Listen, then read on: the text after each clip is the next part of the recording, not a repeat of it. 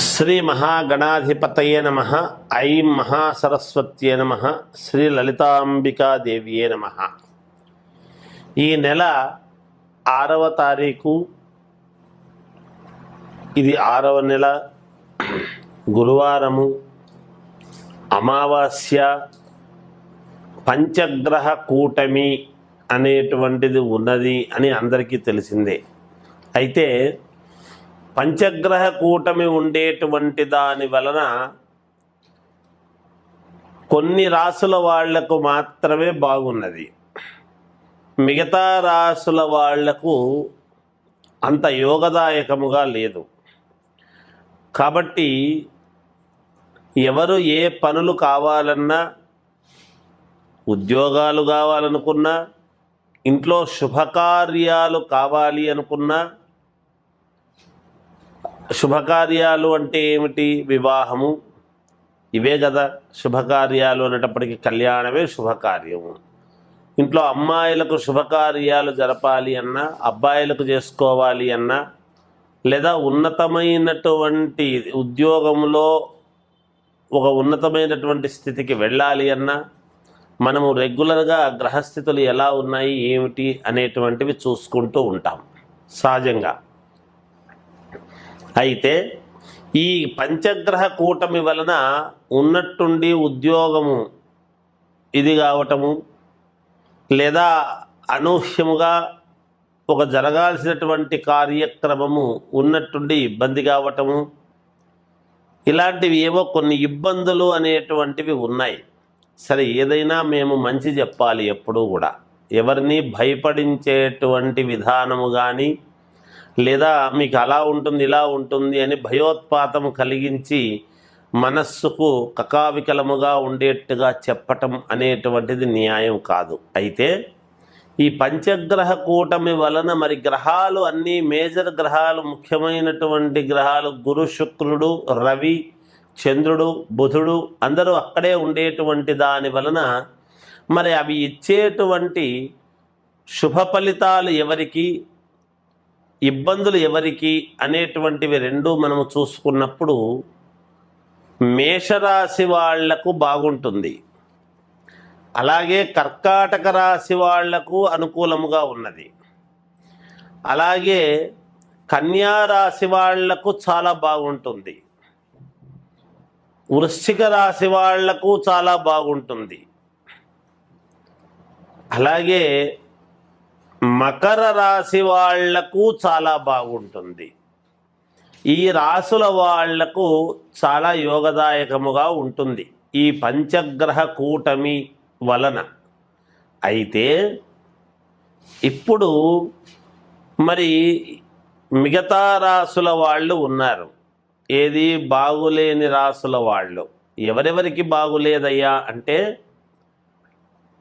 వృషభ రాశి వాళ్లకు బాగుండదు, అలాగే మిథున రాశి వాళ్లకు బాగుండదు, సింహరాశి వాళ్లకు, అలాగే తులారాశి వాళ్లకు, ధనుస్సు రాశి వాళ్లకు, మీన రాశులు, కుంభరాశి మీనరాశుల వాళ్లకు బాగుండదు. సరే, బాగుండదు అంటే ఏమిటి? ఏదో ప్రమాదము ఇంక అయిపోయింది, ఇబ్బందులు అనేటువంటివని కాదు దాని అర్థం.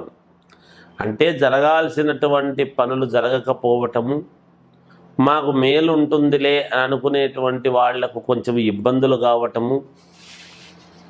గురుగ్రహము, మనము గురుబలం బాగుంటే అన్నీ జరుగుతాయి అని కదా మనం అనుకుంటాము. ఆ గురువే మరి అమావాస్య రోజు పైగా ఇలా పంచగ్రహాలు ఒక చోట ఉండేటువంటి దాని వలన ఇచ్చేటువంటి దానికి మరి ఏమి చేసుకుంటే పరిహారం అనేటువంటిది ఇక్కడ ఉన్నది. నిజానికి ఏ ఏ రాశి వాళ్ళు ఏమేమి పరిహారాలు చేసుకుంటే బాగుంటుంది అనేటువంటి విషయాన్ని ఇప్పుడు నేను మీకు తెలియజేస్తాను. మీనరాశి వాళ్లకు ఈ పంచగ్రహ కూటమి అనేటువంటిది వచ్చినటువంటి దాని వలన మీనరాశి వాళ్లకు అంత అనుకూలముగా లేదు. కాబట్టి వాళ్లకు అనుకూలముగా ఉండాలి మీకు అంటే ఏమి పరిహారం చేసుకుంటే మంచిది అంటే నవగ్రహ హోమం అనేటువంటిది చేసుకోవటం ఒక విధానం.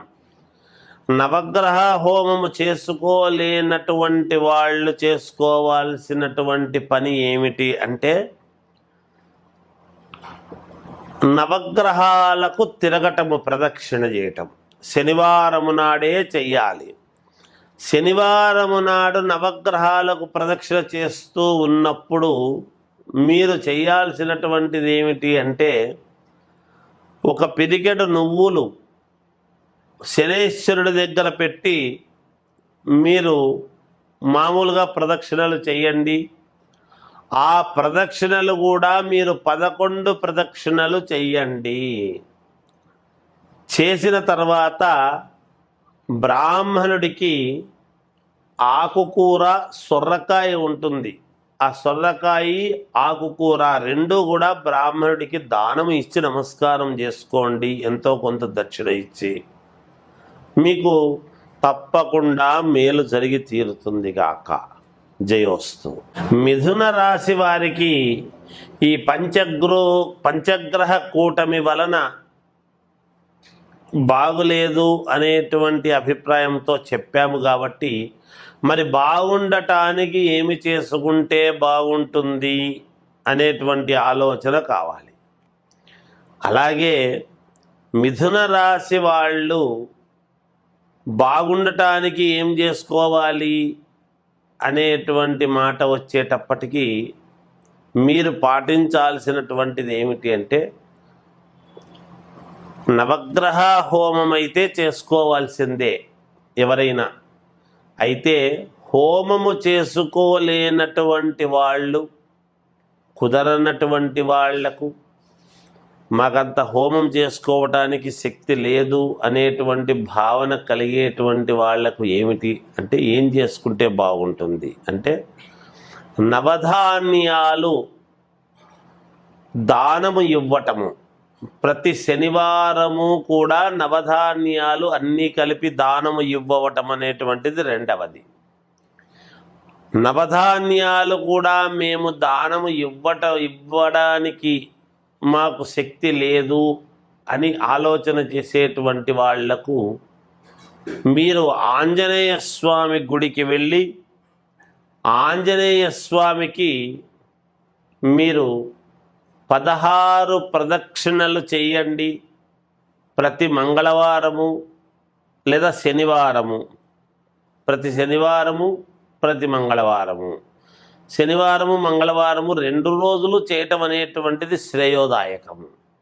అలా చేస్తే మిథున రాశి వాళ్లకు ఈ పంచగ్రహ కూటమి అనేటువంటి దాని వలన మేలు జరిగే అవకాశం. శక్తి ఉండేటువంటి వాళ్ళు నవగ్రహ హోమము చేసుకోవటము చాలా అవసరము అనేటువంటిది గ్రహించండి. ఎందుకంటే ఏ రాశి వాళ్ళకైనా నవగ్రహ హోమము ఖచ్చితంగా చేసుకోవాల్సిందే. మరి హోమం శక్తి లేనటువంటి వాళ్ళ సంగతి, ఒక్కొక్క రాశి వాళ్ళు ఒక్కొక్క పరిహారం, ఒక పద్ధతి ఉంటుంది కదా. అందుకు ఆంజనేయ స్వామి గుడికి మంగళవారము శనివారము 16 ప్రదక్షిణలు చేసుకోండి. శక్తి లేనటువంటి వాళ్ళు మేలు జరుగుతుంది. అలా ఆంజనేయ స్వామికి తిరుగుతున్నప్పుడు మీరు మామూలుగా రోజు ఒక 5 తమలపాకులు తీసుకువెళ్ళి స్వామి దగ్గర పెట్టి మీరు తిరగటము మంచిది అనేటువంటిది తెలియజేస్తూ ఉన్నాను. జయోస్.